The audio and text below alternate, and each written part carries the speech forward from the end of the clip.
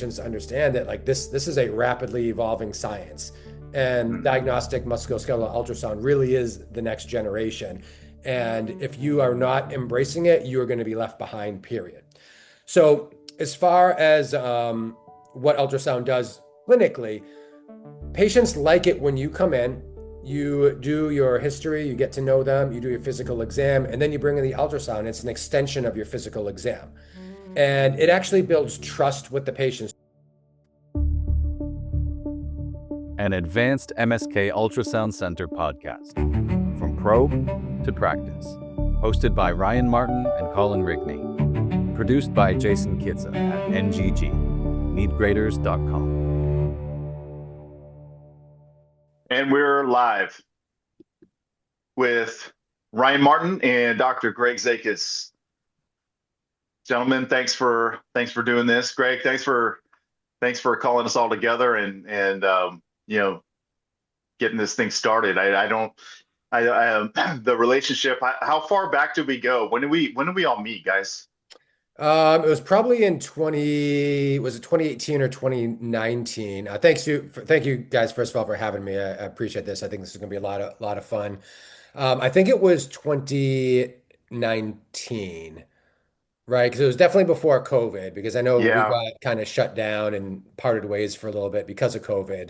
So yeah, I think it must have been in 2019 then, right? Or maybe a little earlier. yeah, that's probably right. 18, 19, I think. Yeah, Yeah. And a little bit about your background, man. So, I think sure. when we met, you were really in traditional pain, Mhm. and but if you wouldn't mind just sharing a little bit about your background and starting with that. Sure. So I did my physical medicine rehabilitation residency at University of Wisconsin, graduated in 2013. And then I did a traditional interventional pain fellowship in Scottsdale at Arizona Pain under Paul Lynch and Tori McJunkin, who were the owners of the company at the time. And then I had pretty much been practicing traditional pain medicine for a while after that, but I always had been integrating sort of the earlier orthobiologics. So when I went to medical school, I always wanted to do prolotherapy, right? I started medical school in 2022, and that's all there was. And back then, prolotherapy had been practiced for about 60 or 70 years, and it was all just by palpation, and it was all dextrose-based solutions with other things added on top of that to get more of an inflammatory response. And back then, prolotherapy was considered like voodoo. People were like, oh, there's no way you can't regenerate ligaments, you can't regenerate tendons. And then all of a sudden in 2007, when PRP became a thing and musculoskeletal medicine, everybody realized, actually, yeah, you can. And it turns out that PRP in general is a lot stronger than those earlier dextrose solutions. So that was a big step forward. And I remember being a medical student in 2007 and reading on the AAOM, American Academy of Orthopedic Medicine's website about platelet-rich plasma for the first time. And I was just so excited. I was like, oh my God, this is amazing. I couldn't wait to graduate. And so while I was in medical school, while I was in residency, I was doing all the prolotherapy courses. And so when I came out, I was doing some prolotherapy just by palpation guidance. And then, of course, through my pain fellowship, I learned fluoroscopy. And then ultrasound kind of came a few years down the line when I met you guys. And so I always wanted to do regenerative medicine. It's just that in the 11 years it took me from college all the way to being an attending physician, the field went into fluoroscopy and X-ray and MFAT and PRP and bone marrow aspirate, and who even knows what's next. And so that's kind of been the journey. So it's fun and interesting to just kind of look back to think that, oh, I thought I'd just be working in a little office by myself with one staff member like my mentor did. And now we have labs and big machines and all kinds of stuff. And of course, we have way better results too, which is the important part. But yeah, that was always my intent, was to kind of get to this. It's just that the field evolved so much in that time. Yeah, yeah. And when did you first do your or when did you first do any orthobiologic? Like when did that start in your timeline? First ever orthobiologic I paid was probably in my residency. So University of Wisconsin, the family medicine residency there was the only residency at the time in the country that was incorporating some prolotherapy education. Hmm. And so I was sort of adjacent to that, being in physical medicine and rehab. And one of our attendings was doing some prolotherapy. He was mostly doing it for things like tennis elbow and sacroiliac joint dysfunction. So the first time I probably did prolotherapy on real patients was probably somewhere in residency, maybe like 2011 or 12. You remember what it was? Yeah, it was sacroiliac joint. Yeah, so back then we kind of just palpated and numbed up the area with some lidocaine and then just sort of went to town by palpation. There was the old prolotherapy sort of algorithm. They had an A, B, and C injection points on the Mm, sacrum. And so you would basically try to feel the top of the sacrum and go down until you hit bone. That was A, and then one level lower B, one level lower C. And then there was a technique to get the iliolumbar ligament, which was kind of difficult. You had to use a long needle. And again, without guidance, it's like you never really knew where you were yeah. going. But despite that, patients still got really great results. It just took a number of treatments.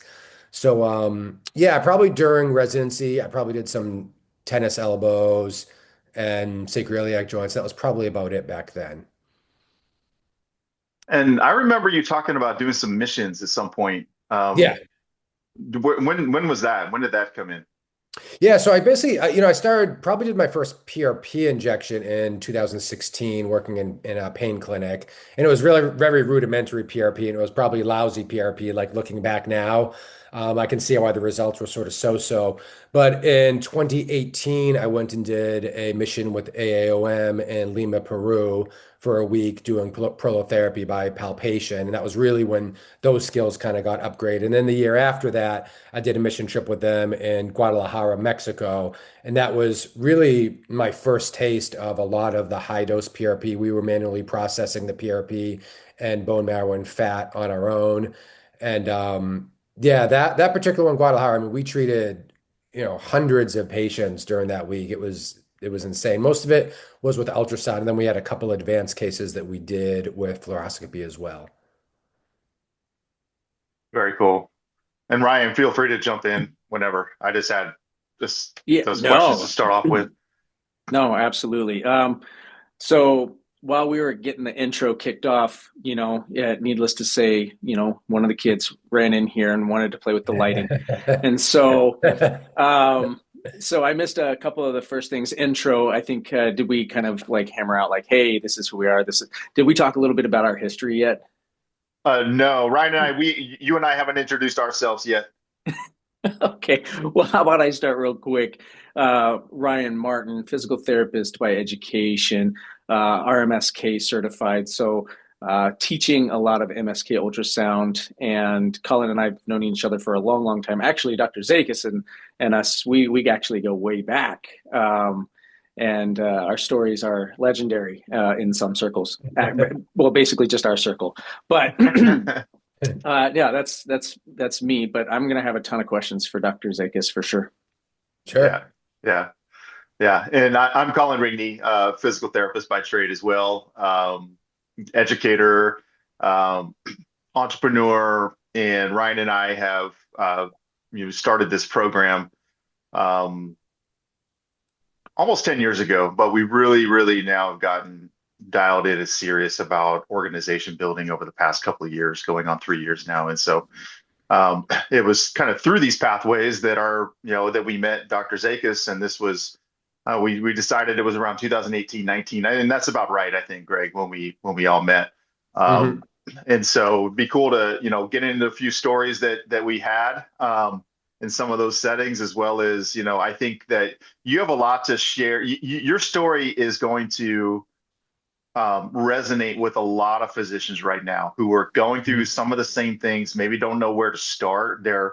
Um, they've hit the ceiling or just gotten frustrated or burnt out, whatever combination of phrases you want to use with the way Mhm. traditional medicine is. And, obviously you and I and Ryan knowing each other, spoken and personally over the number of years, and the frustrations that you see in the field and the gaps Mhm. with traditional medicine and what we're doing now, what you're doing now, especially, um, can be, I think, a story that resonates with a lot of other many physicians who, like I said, maybe in your shoes. So let's go Mhm. into. So you shared a little bit about kind of when you were introduced to orthobiologics, traditional pain, and Mhm. fellowship. Tell us about fellowship, the way it trained you. Like, what was your expectation coming out of fellowship? What, like, mindset wise, like, did you have an idea of where you wanted to be?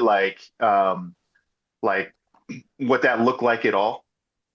Yeah, I did. And the pain fellowship just made the most sense at that time because I knew I needed to learn the advanced fluoroscopy skills to later be able to do orthobiologics. Also, when I came out of medical school, I had an enormous amount of debt. I had $400,000 in debt, high Mm, interest rates. And so I kind of had to subspecialize in something where I knew I could get immediate employment so that I could start to work paying off that debt, which I paid that off in about 5 years. I really kind of lived like a resident for those first 5 years. I was glad that I did. Um, so, but I needed the skills, and I knew I needed to learn how to be able to inject the spine under X-ray.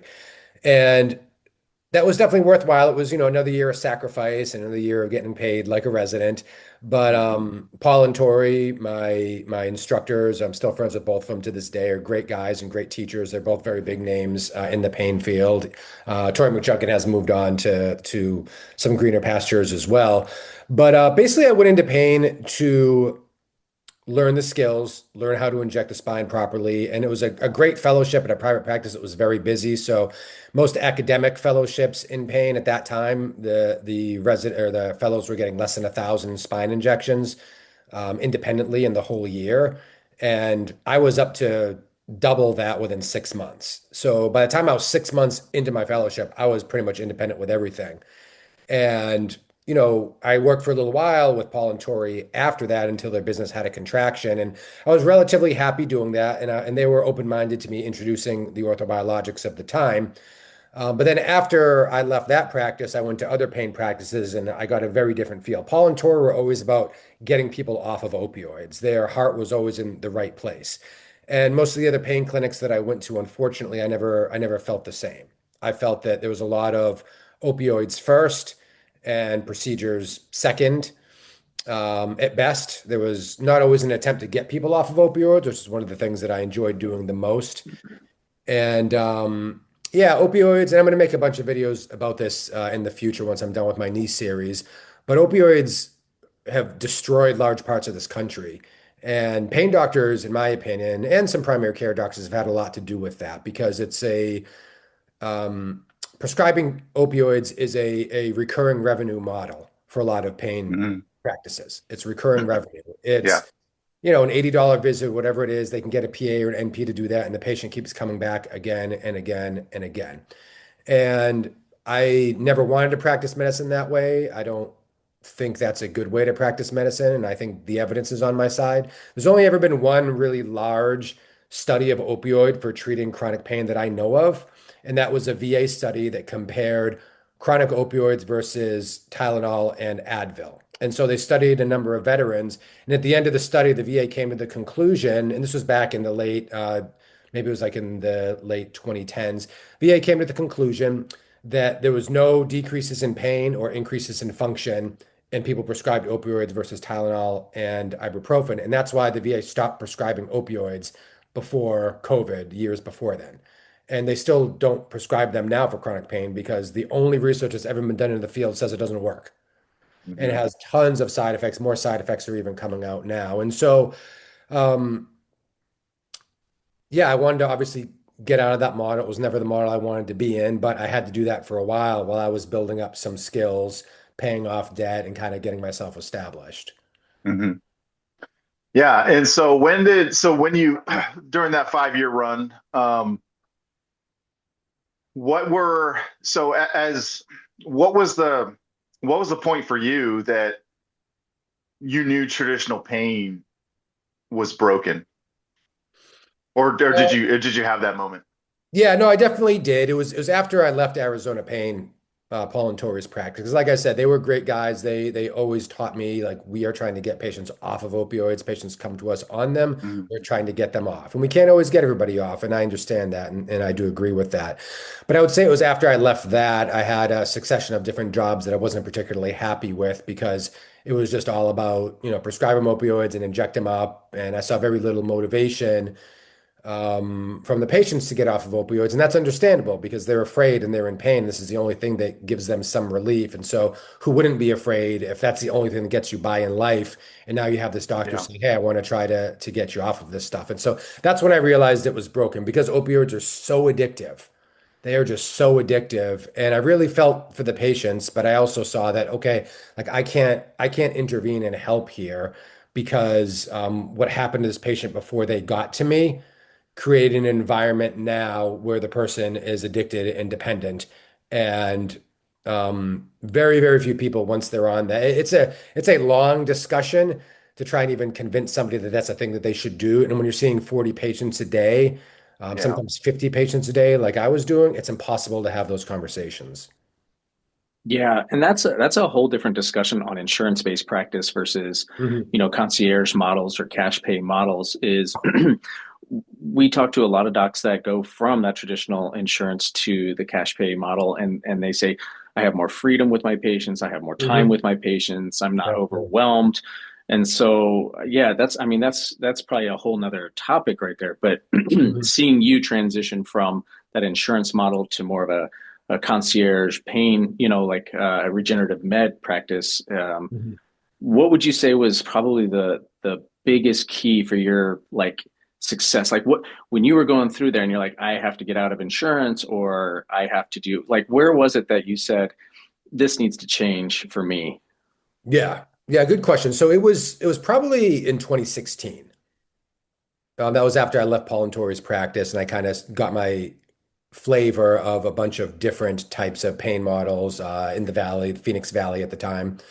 And so what I did was I slowly around 2016 started to take more courses, more IOF courses, more AAOM courses, learning orthobiologics, learning regenerative medicine, and building my skills, and then trying to bring them a little bit to what I was doing. And most of the practices are pretty open-minded and would let me do some stuff. But mostly it was spine at the time, and I wasn't really getting a lot of experience until I joined the practice with you guys in 2018, 2019 in extremity.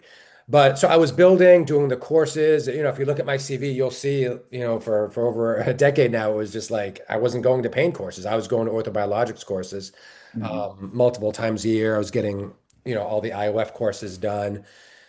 So I was slowly building over time. And then once I decided to really take the leap a few years ago at the end of 2024 into doing orthobiologics full time, then it was kind of like this decision point about like, okay, there's a lot has happened in the past few years.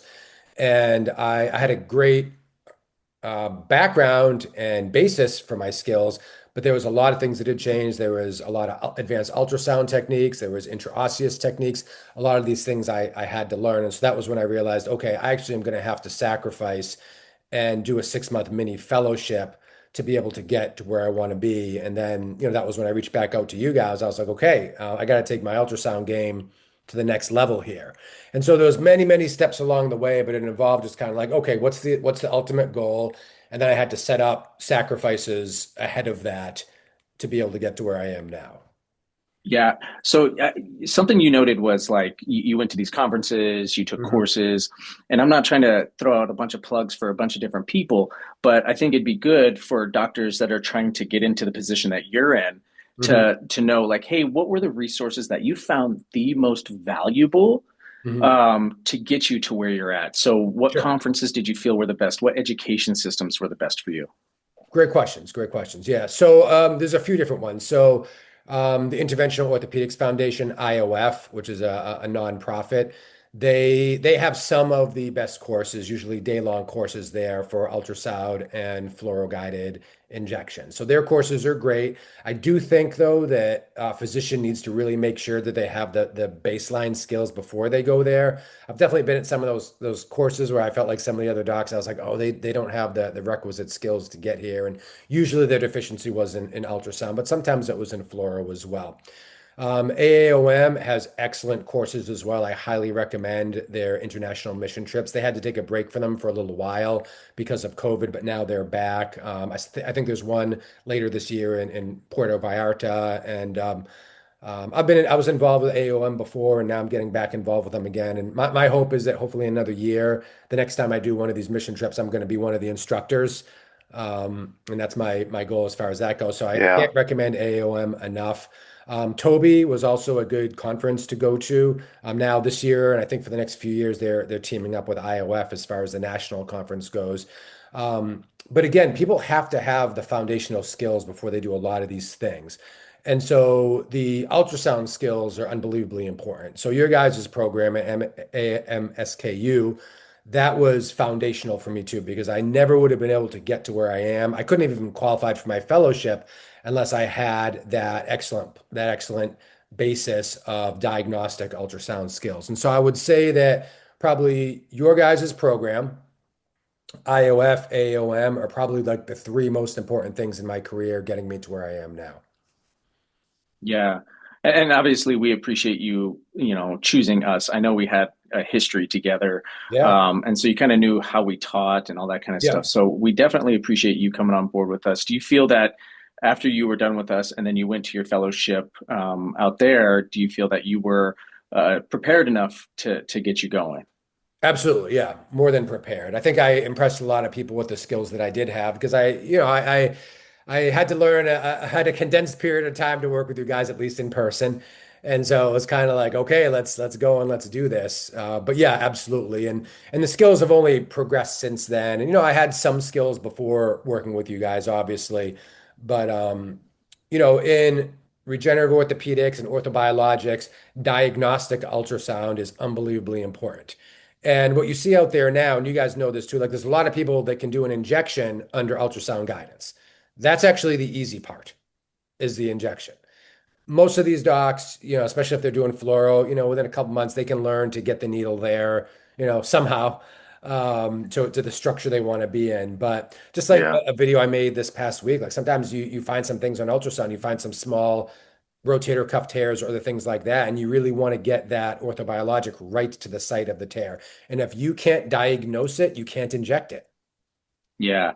And that's interesting is there's still going to be naysayers. There's going Yeah. to be people out there that don't necessarily believe in the power of the ultrasound. They'll compare it to MRI. They'll compare it Mhm. to their palpation skills. Yeah. And, you know, the studies are pretty robust, especially more later studies. There's even older studies to compare MRI and ultrasound. And Mhm. something that you highlighted in one of your videos recently was a small tear that was kind of missed, Mhm. and you were able to inject it and actually expose it to a higher degree with your Mhm. injectate, which I thought was a fantastic education point.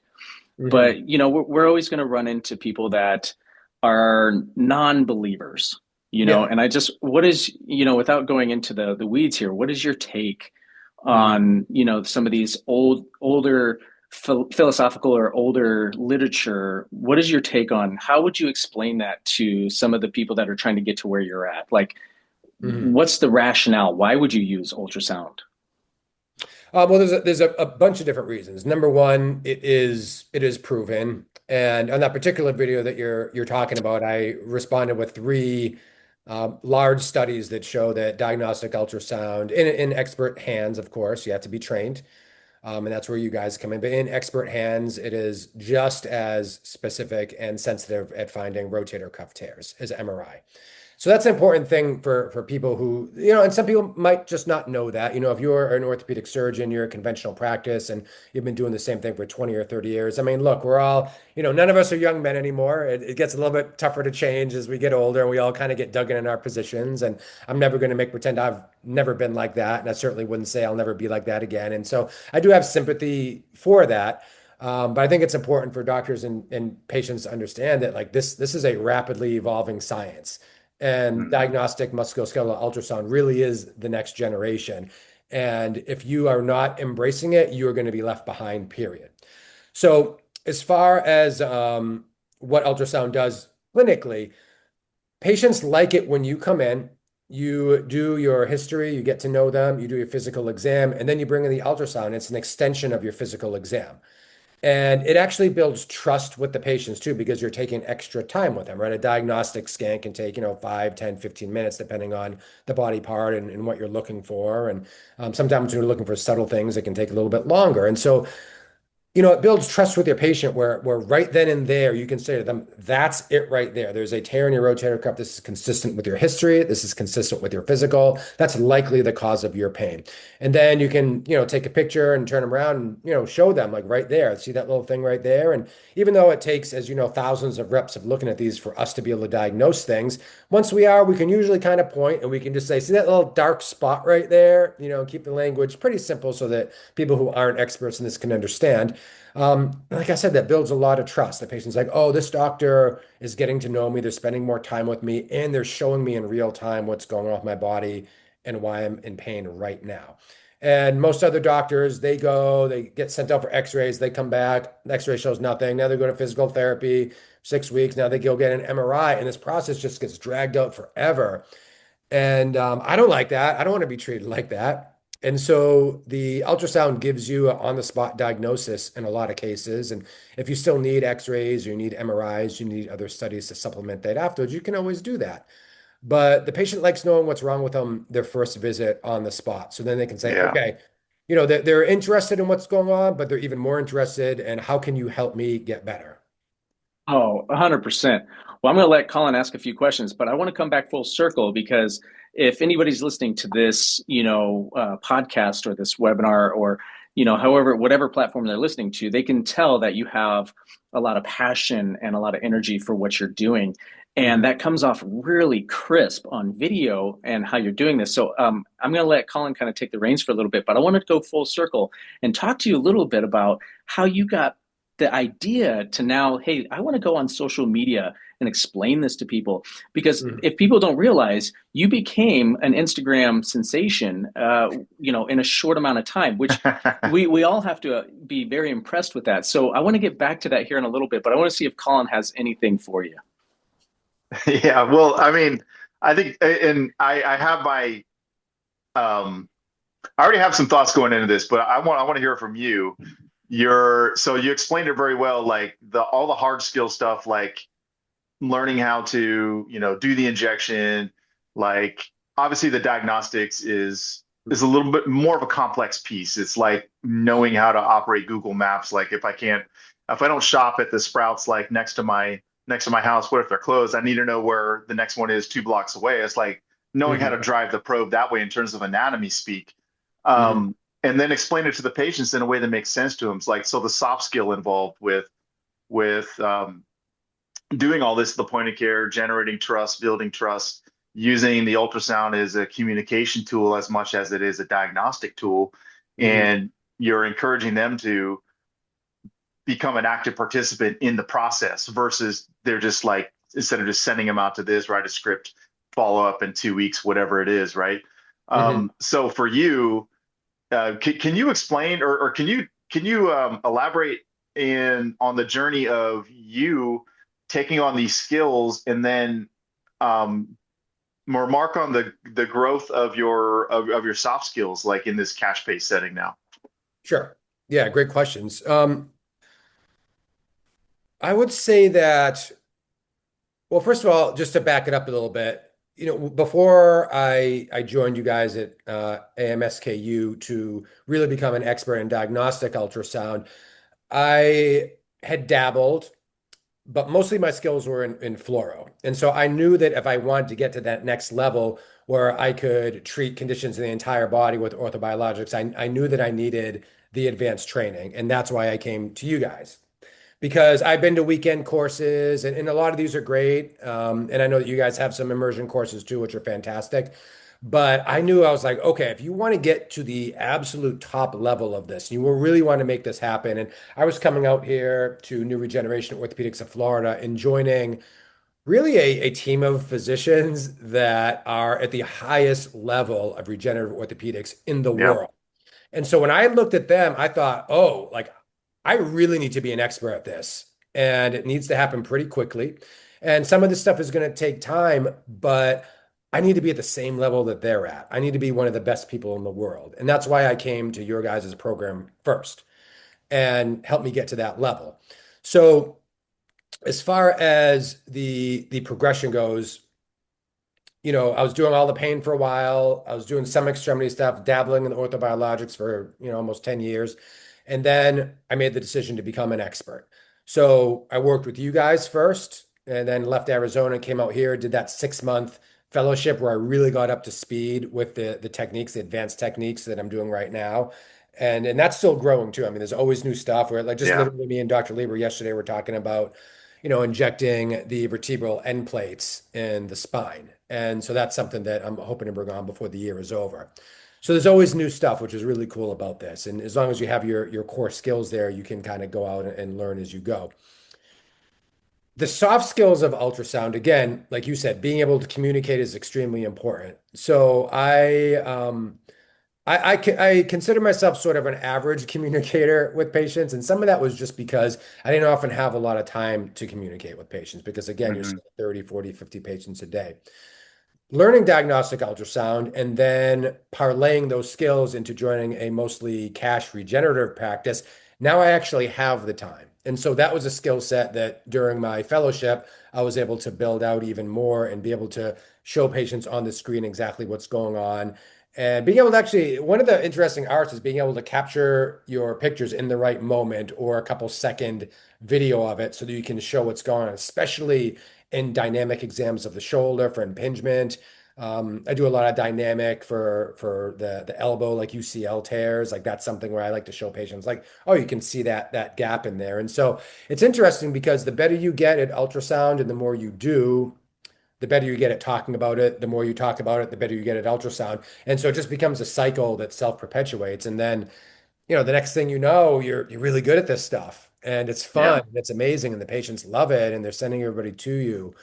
And yeah, and so I would say that to be comfortable with some of the soft skills of explaining, you have to become comfortable with the hard skills first of actually knowing what the hell you're doing with an ultrasound machine and an ultrasound probe.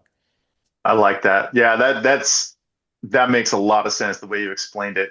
Um, Now, I remember so we did a pretty tough intensive last year prior to you going to the new practice. Hmm. And we were talking about this. So Ryan brought up the social media, and you were talking about the social media and like, oh man, this is gonna be so hard. I like you're creating all these barriers, like why it won't work for you. And Yeah. and is this like a similar thing? Like once you gain the confidence and the requisite skill set with the tools, now did that translate to your social media or what was that like for you? Yeah. Yeah, I would say yes. So I think back then, because I had been dabbling in orthobiologics and I considered myself pretty good at what I was doing. I didn't consider myself an expert back then. And that I think that was a lot was I just said, okay, like how can I talk about this confidently with patients and with other doctors if I don't think I'm an expert? And so I think back then there might have been a little bit of that like imposter syndrome. I never really felt Mm, that much before, but I think maybe I did feel a little bit back then. And I'm not, contrary to what you might see on my Instagram now, I'm not great at self-promotion. That's never been something that I've been interested in, but I certainly did not want to talk and feel like I didn't know exactly what I'm talking about. And so when I do talk about topics, I only talk about topics that I am 100% sure that I know what is going on and I feel super confident. And I have seen this dozens and dozens, if not hundreds of times now. So when I tell people that I find rotator cuff tears on ultrasound that the MRI missed all the time, it's because that's what happens. I yeah. mean, it's almost a weekly thing now because we see so many shoulders. So, a year and a half ago, I hadn't seen that much. I wouldn't have felt comfortable talking about it. And so I never would make a video about that. But the clinical competence comes first, Yeah. right? And so, like, you can tell charlatans online who don't really know what they're talking about. They have surface level content, and if somebody challenges them, they can't go any deeper because it's just like, they heard about this or they saw that, and you can kind of tell. And LinkedIn is even worse for this. Um, so I think that once I finally grew into this body, so to speak, the body that I should have been in the whole time in regenerative orthopedics, I was like, okay, I've seen this a bunch of times. I understand this. I've treated this. I've gotten this better. I've diagnosed this. I've seen this on ultrasound again and again and again and again for, over a year and a half now. Then I was like, okay, now I feel comfortable, like I can talk about this. Yeah. Yeah. And then, I mean, I see the confidence improvement, and I see obviously the clinical, like I think you said it well, that all that stuff comes first. You gotta like Mhm.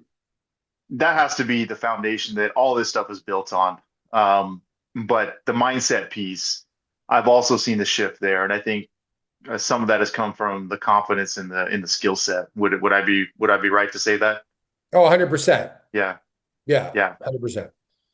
So now with you in your place now, and obviously, this is you're in a place that this is where you want to be. This is where you see yourself long term, right? Oh yeah, In the absolutely. regenerative medicine, orthobiologic space. What are next? What are the next things for you, skill Mm. wise? What are some things that you said it earlier? End plate injections. Okay. Mhm. Like what's on the list of, you know, maybe not just technical skills, but you also Mhm. mentioned some teaching and that sort of thing. Like what do you Yeah. see? Yeah. As far as on the clinical end goes, there's always more skills to learn. And so there, from the perspective of the injections, the next step is really kind of going where other people haven't, right? So Mm, when it comes to the lumbar spine with end plate injections, is that, a lot of people when they've developed degenerative disc disease can have modic type 1 and type 2 changes, which are some inflammatory changes, thought to be stress related, but also degenerative in the actual bones of the lumbar spine. And so there actually is a pretty decent traditional pain procedure for this called Intracept, or I believe it's basivertebral nerve ablation. And this is a pretty effective technique. But again, it's an ablative technique, right? So you're sort of destroying the nerve in the vertebral body to affect signal interruption from getting yeah. from those painful end plates to the brain. And this is a pretty successful procedure. And right now, I do have a couple of patients where it's like, we do some orthobiologic stuff and it doesn't work very well for them because the pain is coming from the vertebral bodies. And so my mind got to thinking like, okay, like like how can we affect this with an orthobiologic, right? Because most of the things it's like, okay, you have a disc herniation pressing on a nerve, and the traditional treatment is to still inject a corticosteroid, epidural steroid injection.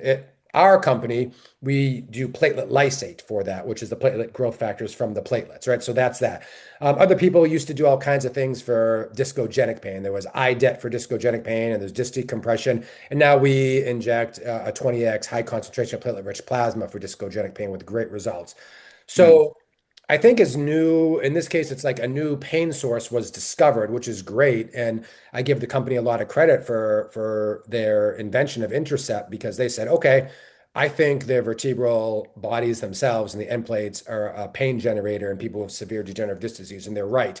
And they have a treatment. And I'm very grateful that they brought that to all of our attention. But now I think the next step is to say, okay, just like with facet nerve radiofrequency ablation, it's like, okay, what can we do that's not destructive that can treat the same problem? And so that may be vertebral end plate injections with a bone marrow concentrate and or high concentration platelet-rich plasma. And so that's what I'm looking at probably for the rest of the year is to see, okay, can we get something together with my colleagues? Can we get a study together? Can we get something going here, a case series to hmm see, if we can use that treatment and if that can actually affect some change. And of course, we can see, does this change MRIs as well down the line, although MRI changes tend to lag quite a bit. But, this idea is what we're doing with hips and knees and shoulders where people have bone marrow lesions and severe osteoarthritis, and we can inject a high concentration of bone marrow aspirate concentrate into the bone marrow lesions, and the patients have amazing pain relief. And it's not because they're growing back any significant amount of cartilage, it's because we're healing the bone underneath the damaged cartilage, which a lot of times is the pain generator. And so in my mind is wondering, like, is this something with the spine as well? So as far as conditions go, that's that. As far as injectates go, we just had sort of all the Regenix affiliates just had a teleconference the other day with Felipe Hernagao, who's basically the one of the inventors and main researchers behind these intraosseous injections for severe osteoarthritis.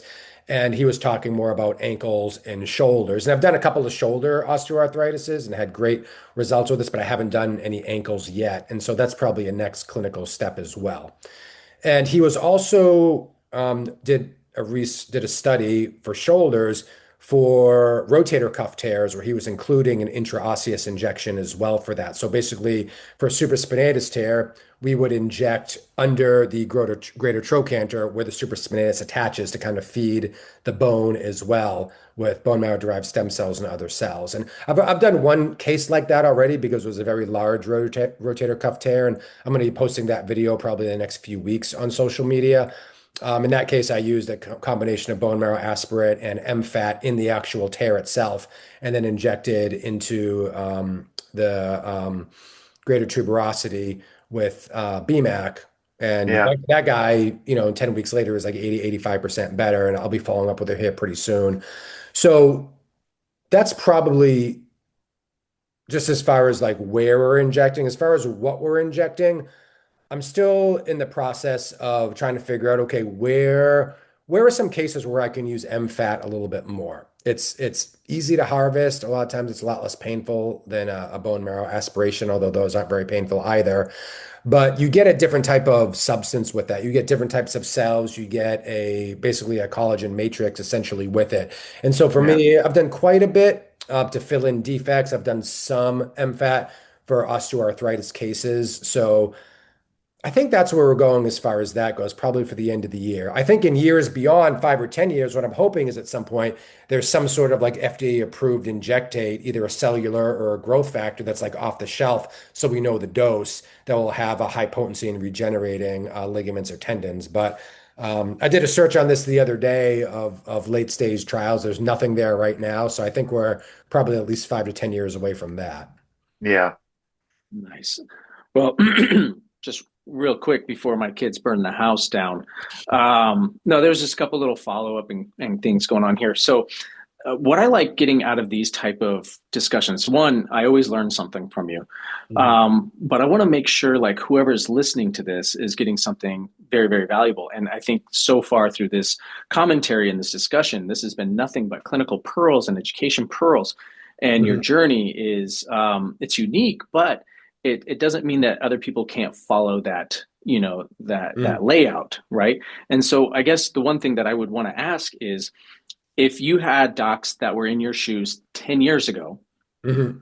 what advice or how would you guide them? What would you say to them if they were like, Mhm. I want to be Greg Zakas. I Mhm. want to be just like you and or whatever, but what would you say to them?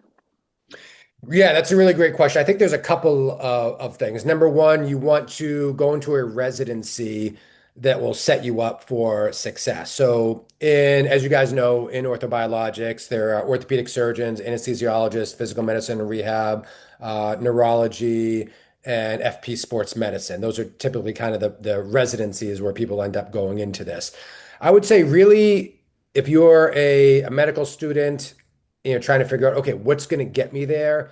I would say um, go with whichever one of those you would want as a backup plan, right? So, because you might end up with a lot of debt like me, and you might have to do something else for a while. So, if anesthesia appeals to you more and you're going to be doing a lot of OR anesthesia, choose that.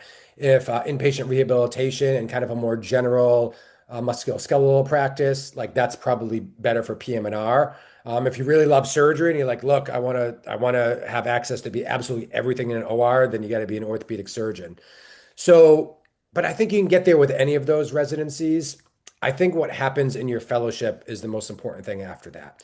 And when I was coming out, we basically had pain fellowships. Now there were sports med fellowships in both family practice and PM&R. They give people a good breadth of skills in both fluoro guided procedures and ultrasound guided procedures. And so I'm jealous because that would have been great to have all of that in one fellowship. But ultimately, if you really want to be an expert in orthobiologics, then I would say the best way is to try to secure one of the very few fellowship spots in interventional orthobiologics in the country. And Centennial Schultz Clinic, as far as I know, still takes 2 fellows a year. And that's a pretty tight needle to thread there. But if you really want to do this and you want the best training in the world, that's the one that's there now. Now, my practice, New Regeneration Orthopedics of Florida, I was the first fellow. I kind of did an accelerated fellowship though in 6 months instead of a year because of my experience. But we are going to be incorporating a fellowship at some point here in the future. I've been told a full year fellowship. So there's nothing better than that. In a year of fellowship, you can learn what will take you 5 to 10 years Yeah. to learn on your own. So if you come out, if you're a medical student right now, or even a resident, early resident, you're trying to figure out what can I do? Like, how can I get there? An interventional orthobiologics fellowship is the fastest and best way to do it. Now, you might need to do a pain fellowship first to get some skills before you can qualify for it, or a sports medicine fellowship first to get some of the skills for it. But I would say, you know what, just bite the bullet, do it right when you get out of residency, knock out your sports med fellowship if that's what you need to qualify for the interventional orthobiologics fellowship, and then jump right into that. Um, Nice. yeah, and if you're not and you're 5 or 10 years out like I was, it still might be worth it to go back and try to do one of these fellowships because you'll still probably learn all the things a lot faster. Well, this is what I love about it is you have done some of this stuff the hard way, Oh, right? yeah. And you've learned from the school of hard knocks to get to where you're at. And I think these up and coming physicians that want to do what you're doing can learn from just not only your successes, but the things that you felt were could have been done in an easier way or a quicker way or a Mhm. more effective way. So Yeah. I just have one follow up Mhm. little thing. I just want to know in your journey and even today, who are the biggest influencers for you, whether it's on the Mhm. medical side, the business side, or whatever? Who is your biggest people that you looked up to? Great question. Yeah, so there's a bunch. Like the list, I kind of feel like I'm one of those people. I've got the award, and I'm going to have to apologize if I leave anybody out, right? Because there's so many.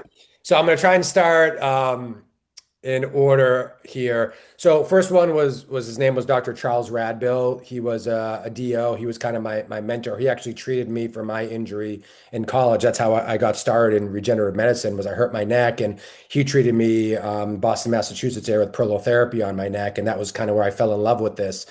So I would say he was the definitely the first one because without him, I wouldn't have known about DO school. He was the first DO I met. I wouldn't have known about prolotherapy.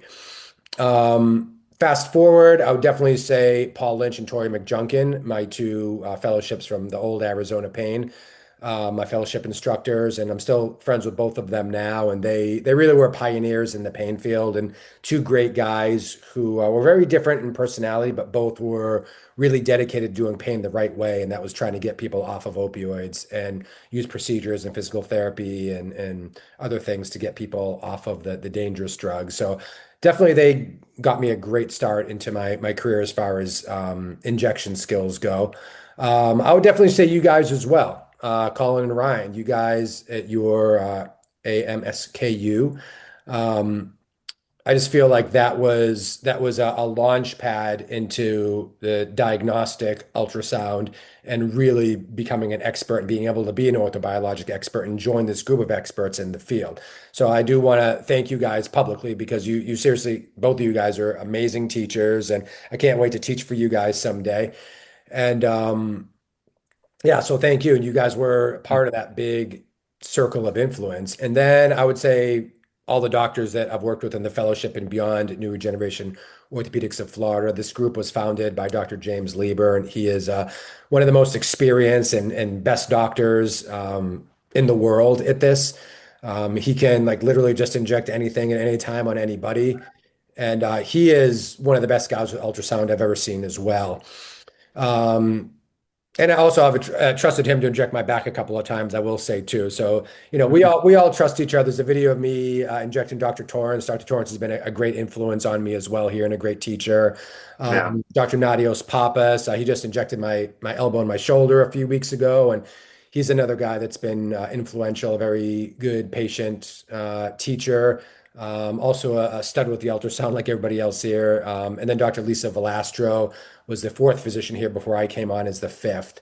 And so I'd say, yeah, from prolotherapy to pain to you guys in ultrasound, and then to, my entire team now at New Regeneration Orthopedics of Florida, they're probably my sort of inner circle. But I know there's, at least a dozen other people along the way where, I picked up from Um, I'd say, Dr. Charlie Mall, who was a big guy in AOM. Brian Scheipel was one of the teachers in Guadalajara. There's so many great guys I've gotten to learn from over the year. It's like really is an embarrassment of riches. Dr. Centeno has been great to me as well over the years. So, yeah, it's great. This field has had giants in research and education.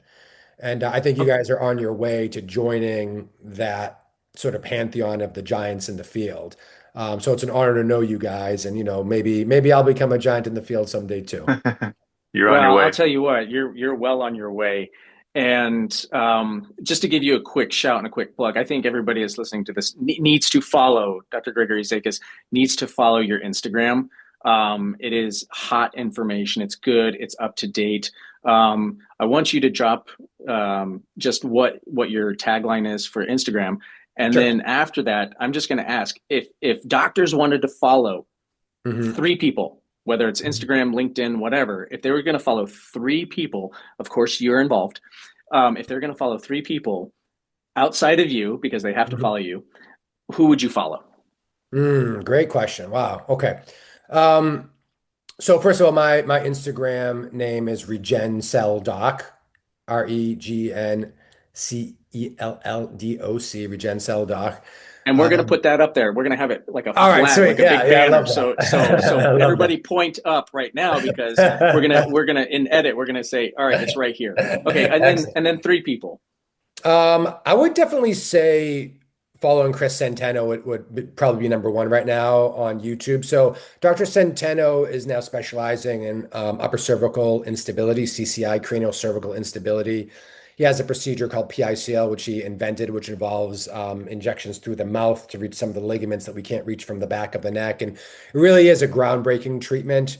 And it really is just really genius to come up with this idea to kind of go where no man has gone before. And he's Hmm. treated thousands of patients. And I just find it fascinating. I see some of these patients as well, and not everybody needs a procedure like that. Some patients do really well with posterior injections with certain type of upper cervical instability. But I would say like his information is great and Okay, his videos are so great, informative. And so I would say he's probably number one.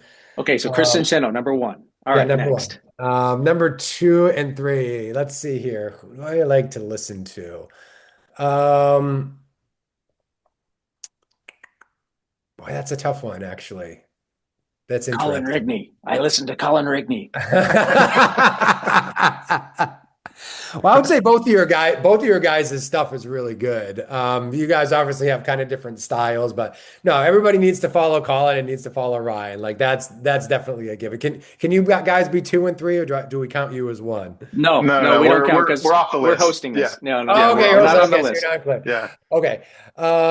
All right, I'm trying to think. I think any of the guys from Centennial Schultz, they mostly post on Instagram, but like John Pitts, Jason Yes. Markle, like they put stuff up there as well. They're both great guys, great docs. They're like some of the docs that the other docs go to get their injections done. And Yeah. so I'd say following both of them would be great. And then let's see, who else? Gosh, I wasn't ready for this question. Ah, Um,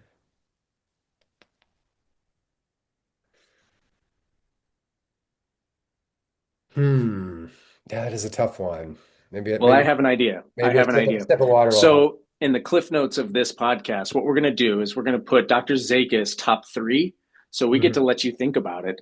And then we're going to put your top three so people can just click on it on the bottom and say, oh, that's who I need to follow. But everybody needs to Hmm. follow you. Obviously, follow the MSKU team, but definitely follow your Instagram. And we'll post that up a ton. Like Great. watching I your appreciate it. success is really awesome. And so, anyway, I'll leave it up to Colin to kind of wrap things up. I don't smell anything burning, but um, Yeah, it's crazy. My videos, I've only been doing this for like 3 weeks, yeah, which was incredible. And I've already got over a thousand follows. And right now, my videos have been viewed 119,000 times in 3 weeks. which is unheard of It's Yeah, that's in good. crazy. this That's space really good. because Yeah, this space is yeah. very hard to knock out of the ballpark. And so, Yeah. really happy, especially after. You're reaching out to us like, hey, I don't know what I'm doing here. How do I start this? And then all of a sudden, like you've exceeded and you're like, hey, so all the best for your journey on that for sure. And you have my support 100%. Can't speak for Colin. He might say something different, but Thank you, Ryan. I appreciate that. You guys always have my support as well. You know that. I'm a believer, a friend, colleague. Yeah. No, this is great, Greg. And I think that I think we're all just getting started too. Like honestly, Yeah, this is a lifetime thing. yeah, for You sure. know, we will definitely do this again and kind of capture the snapshot of where we're at in that point in time, and we'll plan to keep doing this going forward. But I think we're all really onto something, and I think Mhm. as we're all coming at this from a place of like, honestly, I just see myself and see the organization, see Ryan, you, and many others who we cherish their relationship. Genuinely, it's just stewards of the field, Mhm. and we want to make sure like there's standards applied, and we Mhm. just keep the guardrails around it and Yeah. keep the open mind, right? Because Mhm. none of us have this all figured out. Nobody does. We can't Of claim course. to, and Yeah. we don't want to be up here on a pedestal saying it's only this way. Yeah. Rather, here's what we know. Here's what the latest says. Here is a set of guidelines we all work under, Mhm. and those things will evolve over time, and we all know that, right? And so just Mhm. excited for more things to happen, and for continued growth for all of us, and Mhm. genuinely, it's a wonderful relationship we have with you, Greg, and Yeah. really appreciate it, man. Yeah. Appreciate you guys as well. Thank you very much. yeah, Greg, thanks for making this happen. Yeah. Thank you guys. And you and I, we have some collaborative ideas that we're stewing on for later too. So I'm looking forward to that. Um, We do? I'll What ideas? oh well, read your Instagram. I sent you a message. Oh, you did? Okay, cool. It's funny too about this Instagram If thing you're is too like, You're big just that you supposed to can't, say yes. I yeah, you're just supposed to say, know. "Oh, that was a great idea." But I mean, the if most you're getting too ironic big thing. that you can't answer your own Instagram comments, you need to hire somebody to manage your account. All right? Sorry, like big Well, britches over here. look, the thing is, and you guys, I can tell you guys this. You probably know. It's like I'm kind of a technophobe, so I'm impressed that I can even make these videos at all and edit them myself and do all this. Like if they didn't make these at Microsoft Edit or I'm not Microsoft Instagram edits like Yeah. really easy, I could not be able to do this. And like it's like so I'm just not like a super technical guy, but we're getting there. And I'm dropping this video tomorrow. I want you guys to look out for. It's going to be titled something like do orthobiologic injections regrow cartilage.